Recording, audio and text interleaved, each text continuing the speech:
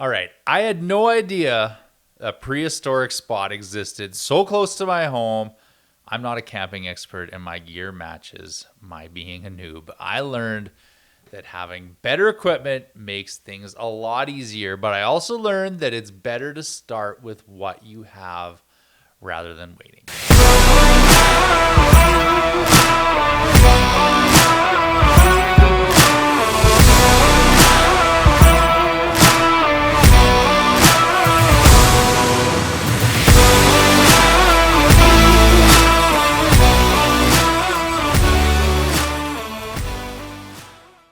If I waited until I had the best gear, I wouldn't have experienced some of the funny things that happened, like the tent falling over in the middle of the night and having people see it held up with straps and a dog leash in the morning.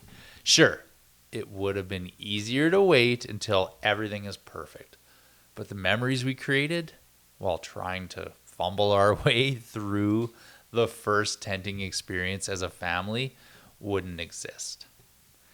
Having fun, even with mistakes, well, it made me realize that I do enjoy the time camping. And so investing in better gear is something that will be well worth it. But imagine I did things in the opposite order and I spent tons of money on the best gear only to find out I hate camping. It wasn't enjoyable. I've also felt that when you spend a lot on something, your expectations rise. And so the food won't have tasted as good, or the experience won't have met the expectations if I had built them up much larger. I felt the lesson translated to business, as I have been on both sides of this with times when I've worked with my way up in less than ideal equipment and systems, and times that I've spent way too much and then had a disappointing result. I do believe that investing in yourself is important, and many people wait too long to get the help they need, like an assistant or paying for more leads. The question is, when is the right time to spend and when to hold off? There's no simple answer, and the better you get at business, the better you get at recognizing that answer. And that's why always educating yourself, whether it's books, audiobooks, podcasts, YouTube, the more you learn and study, the better you get.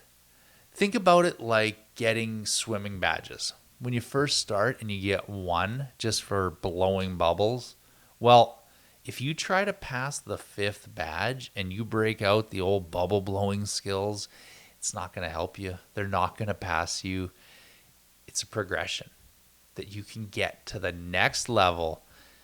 First, you need to conquer the easy skills. Business is the same way. You need to gather as many skills as possible and then start to bring in specialists once you have some knowledge of the area. You shouldn't get a bookkeeper unless you have learned the basics of how books work. How can you be an entrepreneur and not know anything about your business? I like the idea that you shouldn't be the smartest person in your company, and that maybe you didn't go to an Ivy League school, but the people who work for you do. It's cool, but you better understand what they're doing for you. And the better you are in each area of business, the more successful you're going to be. So, my friends, stay hungry to learn and surround yourself with great people. Study the key areas of business, and the better you will be on knowing when the time to spend and when it's time to chill. Thanks so much for watching. Hit the like and subscribe. We'll see you soon.